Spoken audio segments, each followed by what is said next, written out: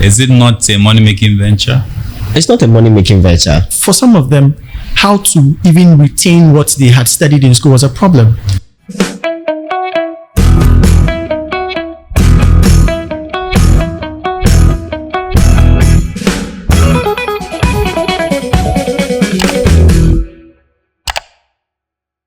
All right, so you're welcome. This is GAIDA-COM Podcast. As usual, we're back and right here in the studios of GAIDA-COM Group. As usual, we discuss issues that is very interesting and of course has an impact on the society, especially the youth. We're back again. My name, Original Sound Boy. Back then I was called, but now I'm called Abdulsamad Gaida, in case you didn't know. And I'm here in the studios with Mr. Marvin, and I knew very well I was going to forget the name. Jaminja, because this is the first time I'm hearing that name. And when I asked him, he said it has to do with royalty, and anything that has to do with royalty, Charlie, you for fear. Yeah, because you make mistake and you don't mention the name well. I'm sure they go summon me. Not really. Yeah. All right, so we have Jaminja, we have Mr. Marvin here in the studios. Like I said, my name is Abdulsamad Gaida, and this is the GAIDA-COM Podcast. And today we're going to share our opinion on what's happening in Tamale. I'm sure a lot of you know that lately we've been attending one summit, from one summit to the other. Every weekend there's summit somewhere. As of last week, there was one summit at Red Clay. From there, there's this particular summit, the Tamale Youth Summit, that happened at Nator. Okay, today I think there's supposed to be another summit somewhere. There's one that also happened at UDS, one that happened at one of the churches around opposite King David. So many summits in Tamale. Assemblies of God, yeah. And today there are some summits. Even yesterday, some summit to happen. So there's so many youth summits in Tamale nowadays, and I just keep asking myself, is this summit really making impact in the lives of the youth in Tamale? That's just a question I'm asking. I mean, because I've had the opportunity, like I said, I've attended most of these summits, and I've had the opportunity to talk with some of the youths who are attending the summit, and mostly they say that, I mean, a lot of them, or most of them, say don't even know why they are attending the summit. Some too go for their own reasons. Some go for the item 13, some go for the girls, some go for boys. Yeah, boys. But usually women don't go for boys. Yeah, they don't go for boys. It's the boys who rather go for the girls, right? So the question, like I said, I keep asking myself is, these summits that we are organizing every year, is it really making an impact? Are we organizing it for our own selves or for the youth? And also, if we could just, instead of organizing every summit every weekend, we could just come together and do proper research, organize a summit that we are very sure that is going to change majority of the youths or make an impact in their lives. Wouldn't that be better than every year summit? Because I know those organizing it, they're also making some cash, so Mr. Jaminja. Well, not really. They don't? Not really, yeah. Is it not a money-making venture? It's not a money-making venture. Really? And my reason is, Tamale Youth Summit, for instance, we sent in a lot of proposals for sponsorship and partnership, but like nobody came in to support, like financially.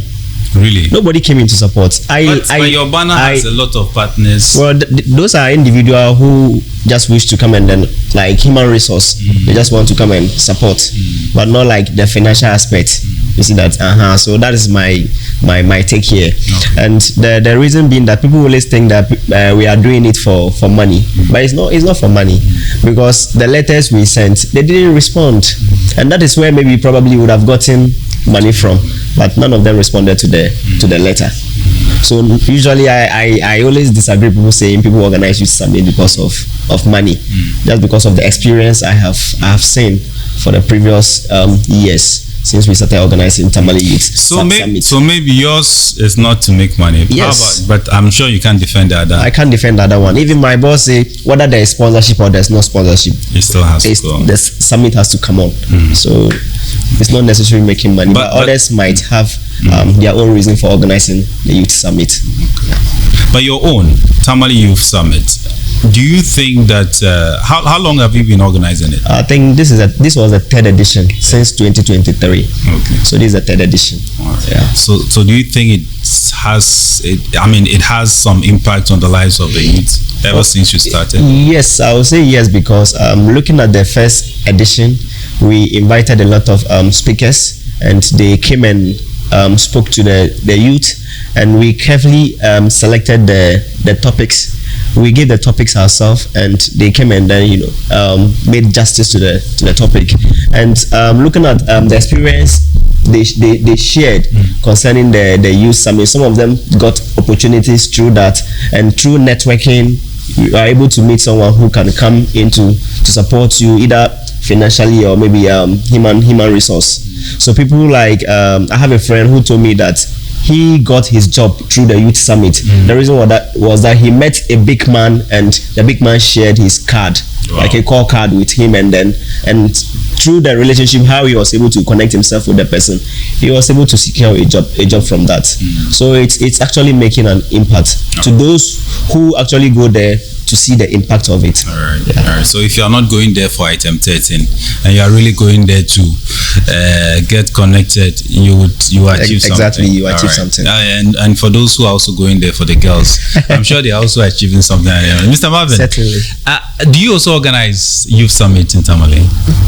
Or are you part of any organization that's into? I am not an organizer per se, but I have been invited once as a speaker, and then I have attended a number of them as a participant. So both from a speaker's experience and as a participant, then I can say I've contributed to some youth summits, but not as an organizer. So what's your opinion on the recent crop of youth summits in Tamale? I mean, the number of youth summits organized in Tamale. What's your opinion on that? Well, you're right on the number of youth summits that are being organized in Tamale, and there's quite a number of them. You're not wrong to say that. We see them happening almost every weekend, every month there's something going on. We can think about it from two angles, where we think that, there's too many of them, let us focus on one or something. Or we could also look at it positively, in the sense that concerning the growing challenges that the youth of Tamale are facing, and what the society itself is facing with regards to other vices that have been picked up by the youth, then to some extent it shows the urgency with which people in authority or influence want to try to address the situation through the organization of summits. Because if we have a drug menace that is on the rise and some other vices, and it's alarming and people are concerned, they might not work together as a unit in the organization of the summit, but at least it shows the individual effort to try to do something to draw the attention of the youth to what is right. And people work with different organizations in different parts of the town or of the city, and so they might want to organize summits that are in line with their organizational vision or something. The Martha Inspires Foundation, for example, organizes the youth summit, usually at the Assemblies of God Church grounds, like you mentioned earlier, right? So what's her focus? Her focus is on inspiration, and usually she brings people that have gone through the ranks and files of life and have experienced certain challenges to come and share their success stories, so that young people pick inspiration from that. I followed carefully the Tamale Youth Summit. Unfortunately, I couldn't make it this year. I think I was there last year. And then you could see that the vision this time around was very entrepreneurial, looking at the set of speakers they brought. So you see two summits, but the direction is slightly different. It's serving different purposes. Now, if we were to have one summit trying to target all of these, then you would have like 1,000 speakers, and that is almost impossible. So it's not a problem if we are having one summit here or the other, except that, of course, maybe it might serve some purposes for the organizers that I can't see, but I want to look at the advantages. I think it supersedes if there are any disadvantages here. Wow, I'm beginning to understand where he's coming from. I mean, initially I had a very close understanding of these summits happening here and there, but he's beginning to open it up, and that's one of the reasons we have this podcast and have these discussions. So if someone out there is also having that kind of thought, you would get to understand why we have so many of them. Because like he said, everyone is targeting an aspect of empowerment for the youth. So let's go back and talk about the money. You just ended on that. I mean, I'm pretty sure it's not all of them who really organize this thing for the purpose of empowering the youth. Some really would want to make some monetary gains, especially for some of like yours that has been running for almost 3 years. I mean, if you keep organizing summits and you're not making any money, you would get to a point where you'd want to just let it go. Because I don't think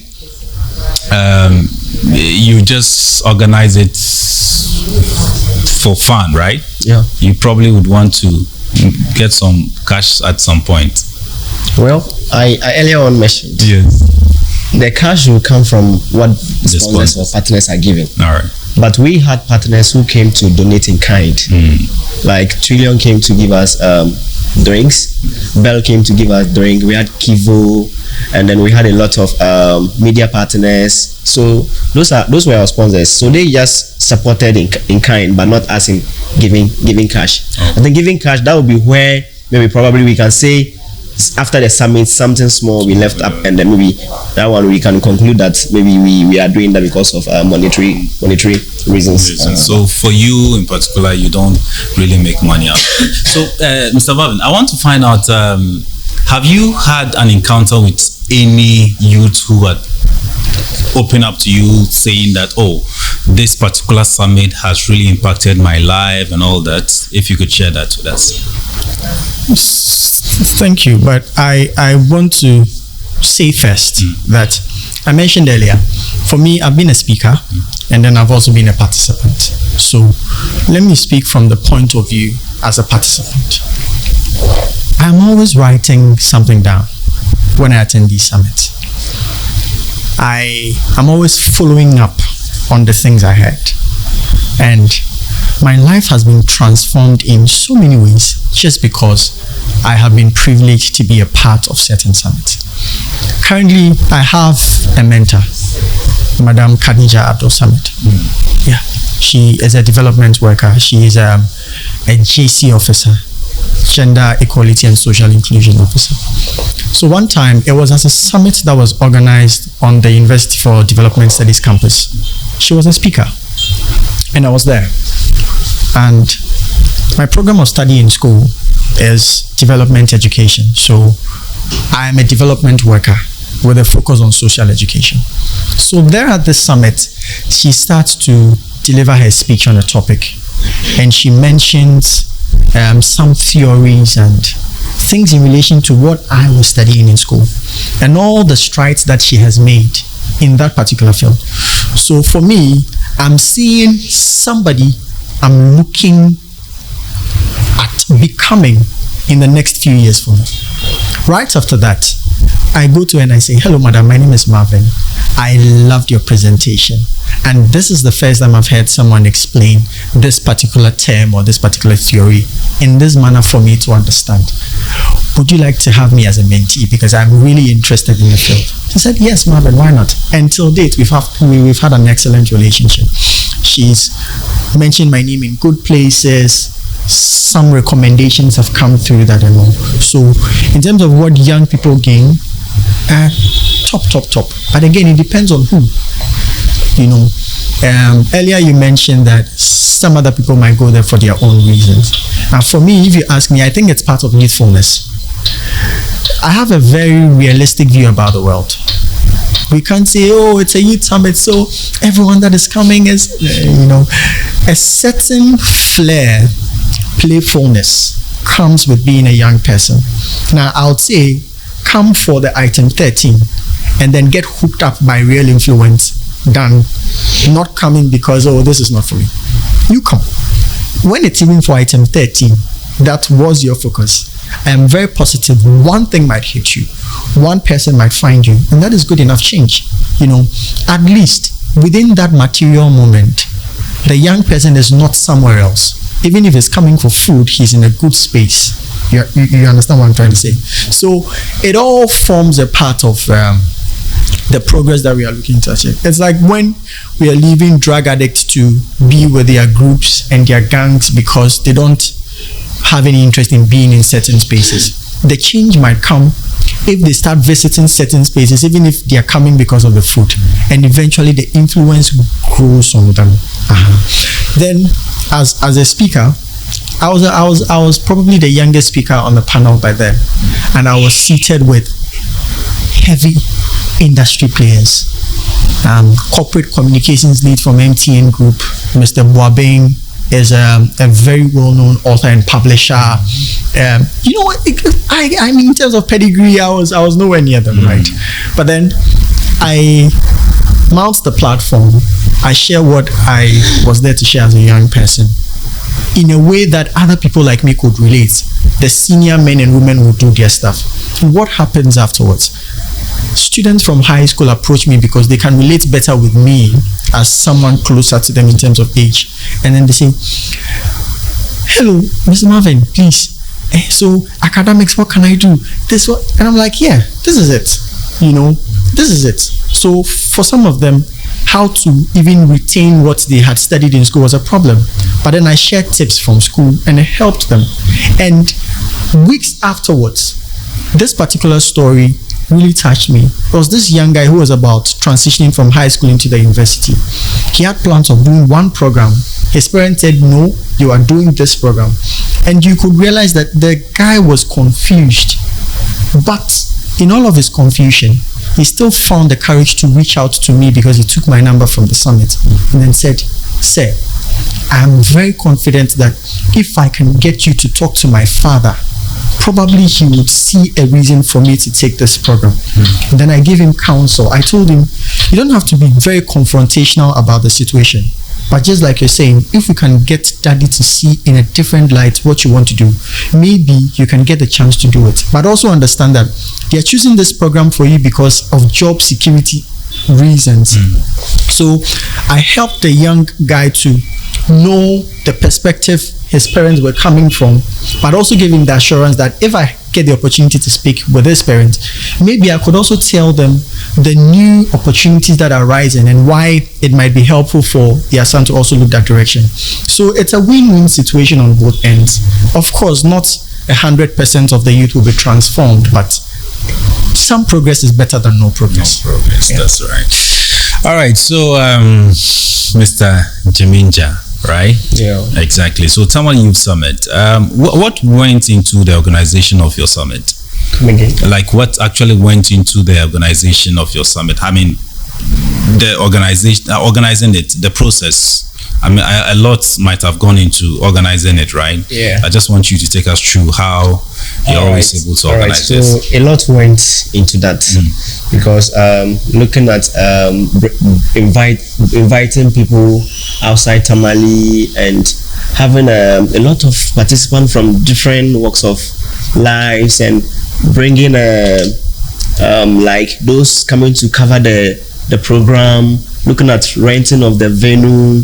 A lot went into it, but all is because of what we want to, the change we want to cause in the life of the youth of Tamale and even beyond. We didn't see that as anything, and that is what my boss always said, that even if he would take 50% of his salary every month down, like to reach a year for him to organize Tamale Youth Summit, he's always ready to do it. That is why he always say whether there is sponsorship or not, Tamale Youth Summit will still come on.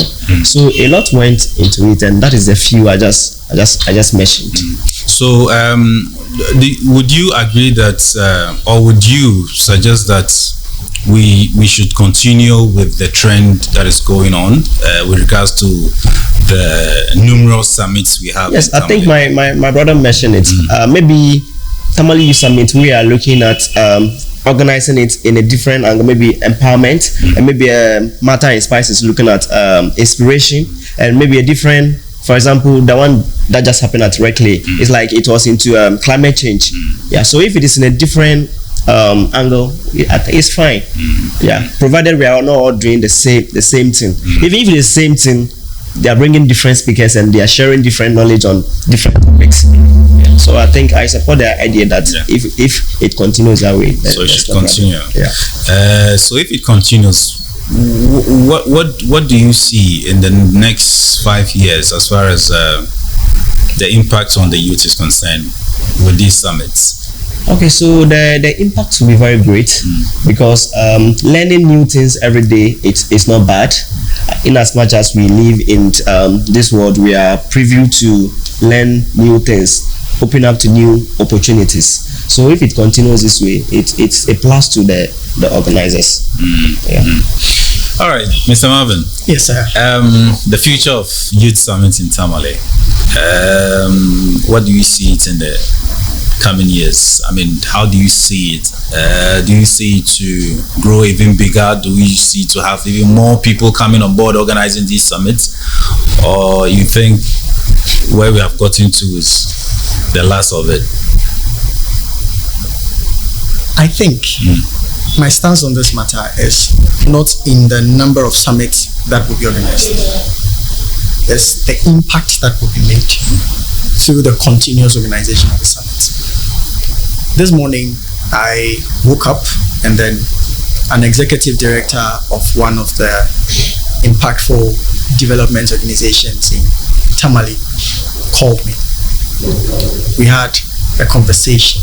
I made a social media post and she got interested. So she reached out offering me some opportunities to look at and all of that. But away from that, it was the conversation we had, and she shared with me her own journey in terms of attending summits and volunteering, and how eventually that led her to work for the United Nations in Accra, and how when we look at her peers at the time, she was always ranked a bit higher in terms of productivity than them. And then she was sharing with me that she believes it was all because during a certain phase of her life, she devoted her time to learning through summits and volunteer roles, etc. And so when the opportunity came for real world influence, she had skills above her colleagues who had not probably taken an interest in some of these things. So in terms of impact, I see it becoming really huge. If you take a closer look at the crop of young leaders we are having in Tamale, to some extent you can see some improvement and some growth. If you attend spaces like the Tamale Offline Hangout and some other youth spaces, if you listen to the conversations, you would feel that there's really a movement happening amongst some of the young people in Tamale, and then it will spread because they become the agents of change in their various communities. And it's all thanks to some of these summits that we've attended. You know, maybe 3 or 4 years ago, I was privileged to have been a part of the UNICEF Upshift pilot program run by Hoping Academy, and I got real world exposure to training in entrepreneurship, etc. I started following Mr. McCarthy because he came to my school one time and then he delivered a speech. I was like, okay. So I started following him. And then one day, you know, so from that event that I was a part of, then I started following him. Then one day on social media, he sent me a message. Marvin, I've been following you for a while. I think you're doing well. Why don't you come to my office for a conversation? And I'm like, whoa, no. I click it. Yeah. Yeah. So this is me finding my way to Hoping Academy, and then, please, I'm looking for Mr. McCarthy. Do you have an appointment? Yes, he says he wants to see me. And so, like a joke, I am there in his office. Young man. Well, I am younger than him, but there we are. And then he says, well, Marvin, it's not because of anything, but I just feel that you're doing well, and I just want to offer you some words of encouragement and to let you know that anytime you want guidance or something, feel free to reach out. And that becomes the foundation for the relationship I had with him. Eventually, one time during school, we'd have a very long vacation. Now I've spent lots of my vacation here in Tamale, even though I live in Accra. Okay. So I reached out to him, and then I was in Doma then for TTFPP, if you are familiar with UDS system. Yeah. So I reached out to him and I'm like, Mr. McCarthy, so when I come back from TTFPP, we have a long break and Accra is not in my plans. Is there a way I could fit in somewhere in your organizational infrastructure? Of course, you're into development work, and then that's my field of study. Unfortunately, at the time, there was no slot open. But guess what? He said, would you like to work at this particular facility of mine? I was like, sure, why not? New job role and everything, but I took it up. And guess what? Right from there, I met other people, some in the country, some out of the country, who till date have been supportive to me in different ways. So that's how the impact grows. I'm seeing the impact growing. I'm seeing a lot of young people learning new skills that are relevant for the job market. Lots of people finding inspiration to put certain habits they are currently into, just because they've seen someone climb up the ladder who is from their community. Or if we hear of Gifty Auntie, she's doing well, but for those in Tamale, she's in Accra, the opportunities are in Accra, right? But what if we look at Mr. Gaida here, and then we see what he's doing with this podcast? Now he is here with us, right? So the influence is closer. The changes is much impactful because we see the person right here in our community. So that's what I see happening. I see the impact growing. Even if the numbers reduce, what has happened now has set the tone for a growth in impact. Even if it reduces, those of us that have benefited are willing to carry the fire on and share it with other people. So if that is the direction where we can tune our minds to, then of course it's a good thing for all of us. All right, thank you very much, Mr. Marvin. I think our time is almost up, but I want us now to focus on the youth. I mean, 5 years. I want us now to focus on the youth. I know there are a lot of the youth in Tamale who still don't have the desire to attend summits, like yours, and they think that it's not that important. But of course, listening to Mr. Marvin, you would know that, Charlie, it's very important to attend these summits. What advice do you have, Mr. Jaminja, the youth who always not seem to be interested in these summits? All right, so I would say they need a revival in their life. And the reason is that you can't just sit for something good to come into you. You open up yourself for you to get what you want. For example, my first time meeting Marvin was in a program at Modern City, and ever since I think we've been good friends. We communicate, not all the time, but anytime I reach out to him, he responds to me. And that is because I attended a program. That's why I met him. So the advice I have for the youth there is they should always try to find out something about new things that they are seeing coming their way, because some people will sit and feel like I'm not supposed to be here, I'm not invited, so I won't go there. There are several programs I have attended without an invitation, and when I get there, I'm even served better. I remember there was one even those who were invited. I remember there was a program at UDS, that's Dr. Andani Hall. It was organized by Jamfel Ghana. I think it was basically strictly by invitation, but I went and I was served well. So they should try new things and don't sit waiting for opportunities to come fetching for them or come looking for them. So that's the advice I have for my colleague youth who sit and waiting for opportunities and don't want to attend any event. All right, thank you very much, Mr. Jaminja. Finally, your advice to the youth who are not so interested in these summits, and what's advice you have for them? So I'll keep it practical. Look at our Ghanaian space very well. A lot of people still hold on to the idea that you need to carry your CV in paper form and roam office to office. I have a different idea. Summits provide easy access to networking, to meeting people you would otherwise have to book an appointment and may never meet. But when they come for summits, the idea is that we've come for young people. We give out our cards. We give them a closer feel of what it is like to have an interaction with us. That might be the opportunity you need, and you have to seize it. I believe in recommendations. You go to a summit, a question is asked, you get up, you respond to it. You have 1,000 people, all eyes on you. It's the best pitch you can ever do. I don't know when,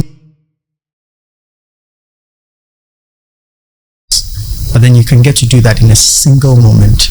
You have the authorities looking at you. You have the people of influence looking at you. You have your friends looking at you.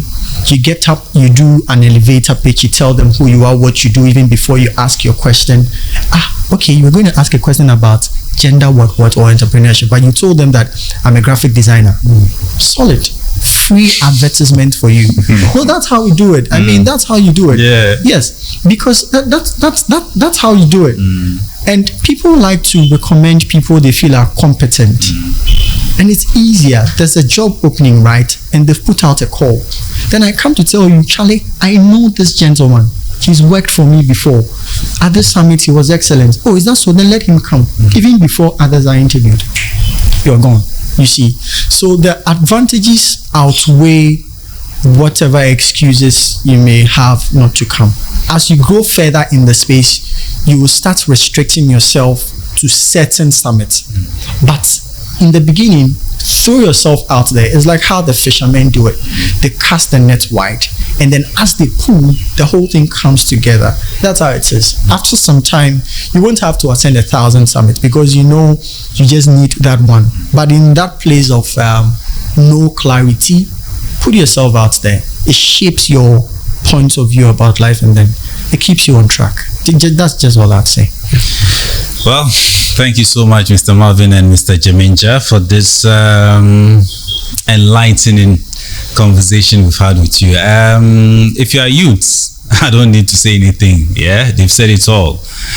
You should know that these summits are for you and to help you grow. And you have my producers have questions. Yes, what question do you have so I can ask? Yes. It looks like it's submitted mostly to dedicated people.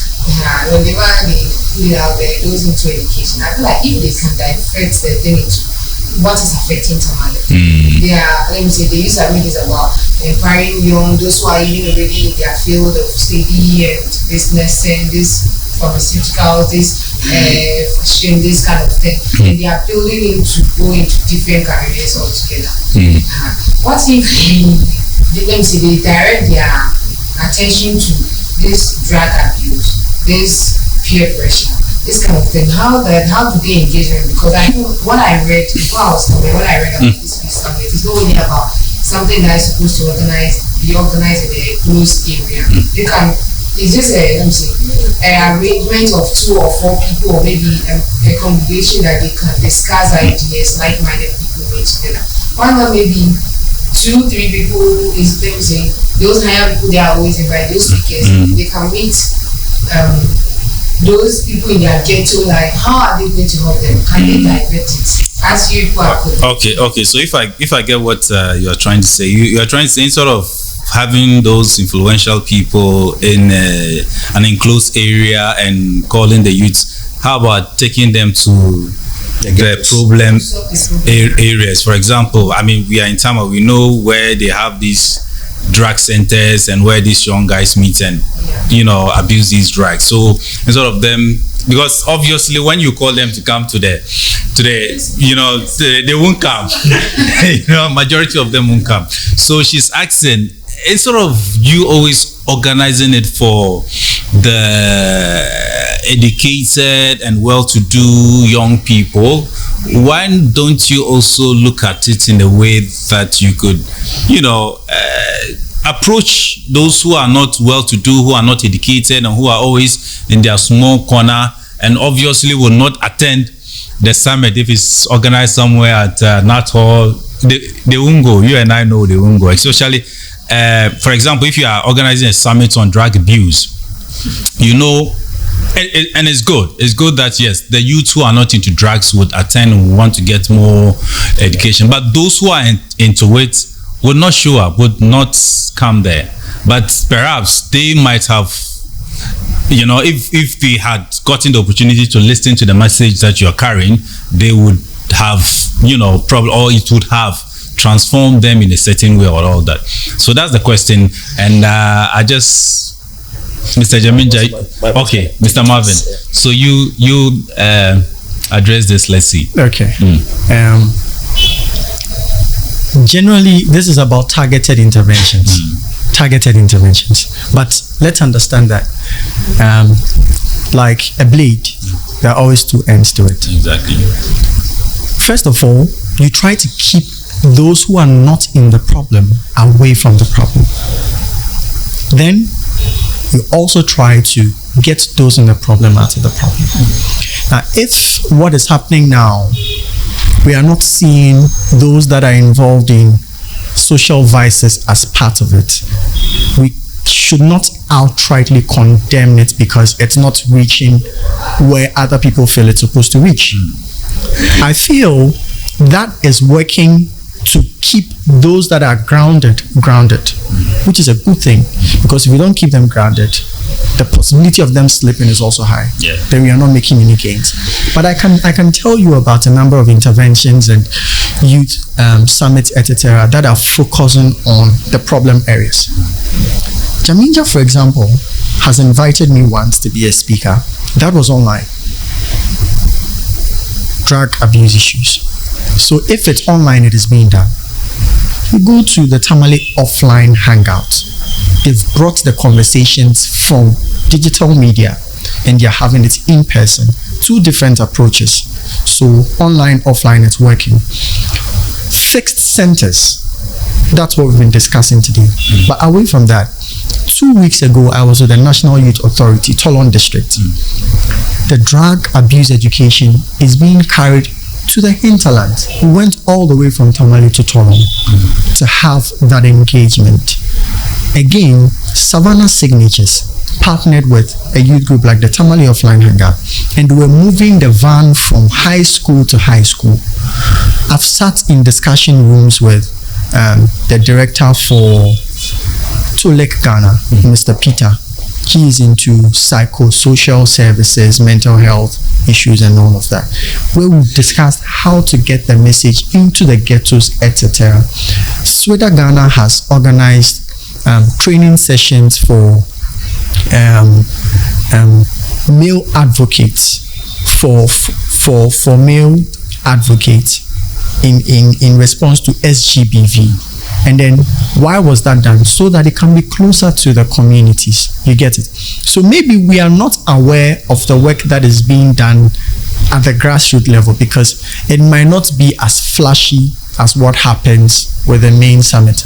But I know for sure, out of experience and participation, that a lot of work is actually being done to address that. Of course, it's a bit difficult to share what happens in the ghettos with the outside world because you can't have all of them together. You might have to go as a group in a small number and try very hard to get them to even participate in the conversations. But I know it is happening. At least that I can attest to. Yeah. All right, Mr. Jaminja. All right, so I also just have to add something small. I think Umi was saying that we should focus on those addicts. But then it will even surprise you that most of them usually attend the youth summits, even those who are educated. Most of them are addicts and they attend the youth summit. So some of them, like, they listen to whatever presentation that is ongoing there, and I can't tell as whether maybe they preach it out to their colleagues, but I'm sure they do. And also recently Northeast Region NYA organized a program, and it was purely for the youth on this drug abuse. And I'm sure when they get to their ghettos, they will speak to their colleagues. Even some of the videos that were displayed with Savannah signatures, their van, I think it will speak more volume, and then maybe others can watch and then probably get some kind of interventions from that. All right, thank you. Yes, this is just to support what he said. So there was this conference on SRHR, sexual and reproductive health and rights for young people by NORSAC, right? So we are having a conversation and the whole drug abuse topic comes up. And guess what? This guy, he's educated, he's in school. But then he confidently comes out and says, "Sir, please, I want to ask a question." Like, Charlie, feel free, what's up? Then he goes like, "So, you see, me, the energy drink, I know it is no good, but when I am tired and I'm taking it, I pour half into a cup, then I dilute it with water, then I dilute the other one with water. So if I do it like that, it is good, you know." And then he received the education that he was supposed to receive about it. Definitely he is in school, but you can see the influence still catching up with him. But in that space, he was okay to ask because there was no judgment whatsoever. So whether it's happening in a well-confined environment where everybody looks educated, I mean, education is even relative. Who is educated and who is not educated, you see? So things are happening, and I'm happy about that. All right. So thank you so much. They've said it all. This is where time and space will allow us. God willing, we'll come back with our next episode of GAIDA-COM podcast. Until then, I hope you've learned so much. And if you're a youth out there, this is one of the biggest reasons why you should always attend any summit that you hear about in Tamale. I'll see you in our next episode.